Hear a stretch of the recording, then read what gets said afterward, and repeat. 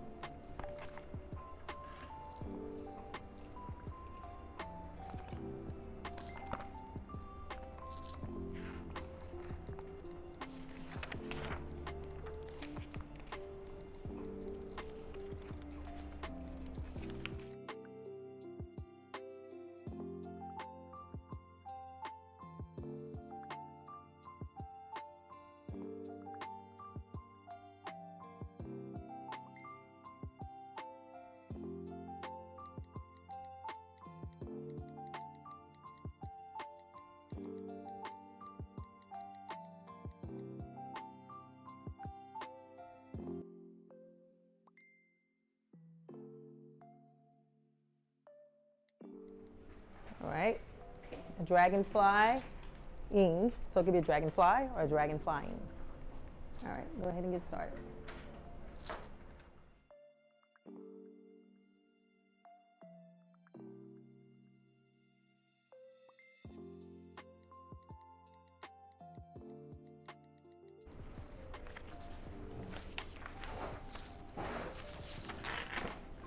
And out, go ahead and put your name, date, block number. Okay, so you guys will be filling out the first part of your self-reflection. All right, so by the end of class, you guys should actually have your female model measurements completed and reviewed. Check your garments, make sure that your pattern is lining up with your garments. But it should look similar. It should give you a basis for your actual design. So there's minor changes, but just as long as we know that we're good with our pattern. Also, we'll be getting those assembled, and by the end of class, I should see you guys have the fabric kind of prepped. I believe that Georgia's the only one who's at the sewing phase right now, so it is normal that some people will probably be like a few steps ahead of the other. You've seen the extravaganzas, you've seen how students are kind of lacking in some areas. Why do you think that is? Poor time management, exactly. So I have to make sure that you guys are understanding that practice, time management.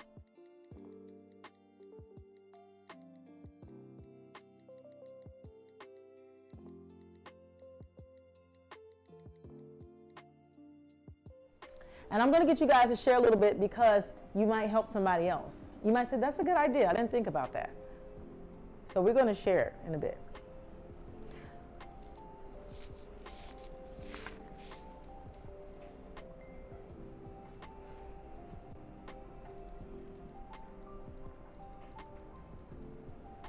Okay, because I'm going to share number one.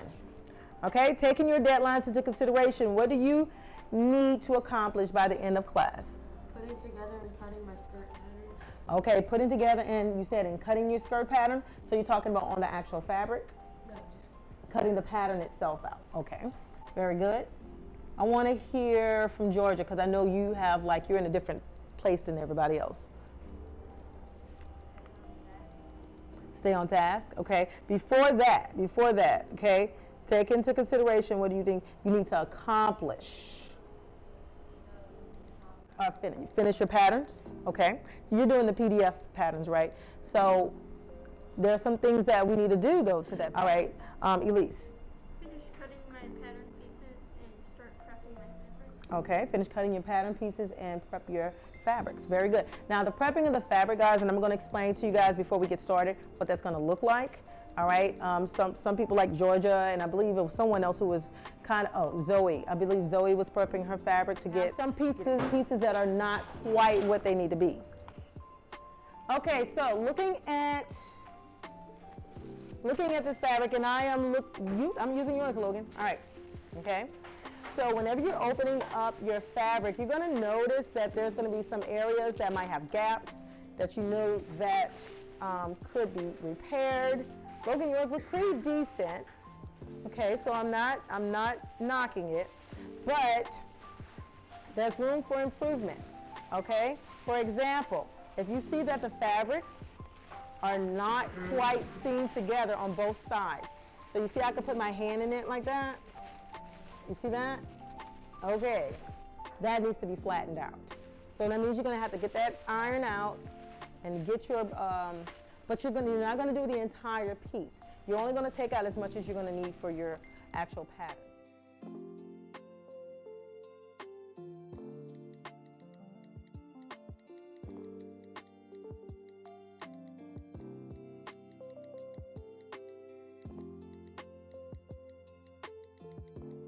You're going to end up having 16 rows, all right? So that just tells you with the pattern. So when you're kind of laying them out, you're going to have row 1, row 2, row 3, row 4. Each one might have up to maybe 7, okay? So when you're piecing these actual pattern pieces together, you're going to decide on which side you're going to go on. A lot of students cut it off on the right side, and they'll attach the next one on that side, okay? So making sure that the dots are placed side by side.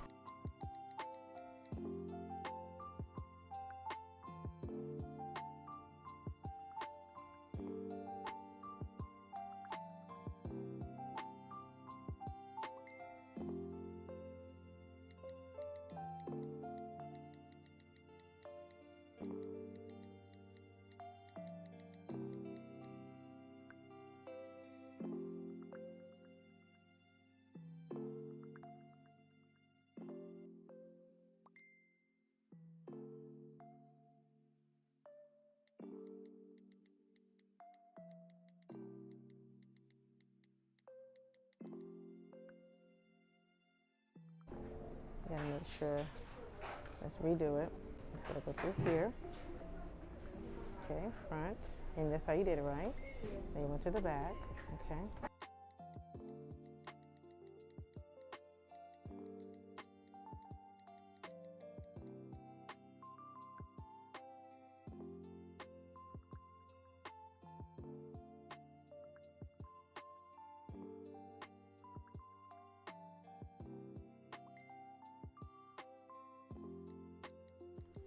Okay, I'm gonna kind of pre-cut some. Painter's tape, sometimes hold it in place, and you can also use your tape roll. And look, watch this, Leon. I normally do this, and then I just kind of like, you know, sometimes I just kind of roll it like that. So the thing about the blue tape is, it can come off later. So you can hold it in place for now while you lift up one side. And then, you know, and then you can actually, so let me see. So this is the side that I actually hold it in place. And I think it was somebody else that had did that. You can flip it like this, okay? And you can put your glue down.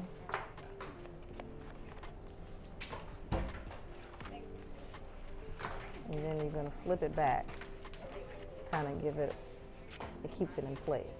You can always take this off later, and then you put it to the side.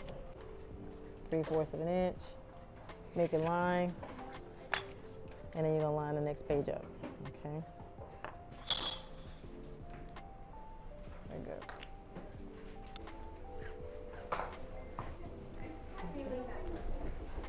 Okay, yes, so the question was, did you remain on task? He said yes. He said you realized you were behind, so you had to start picking up your pace, okay? All right, now, someone else answer that question. Wesley.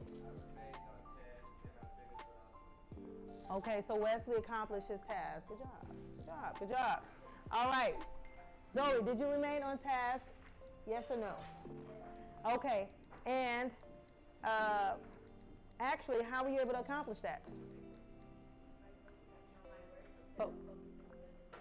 And instead of focusing on other people. Very good, very good. All right, last thing. What practices will you put into place during the next class? Ignoring everybody else. Ignoring everybody else?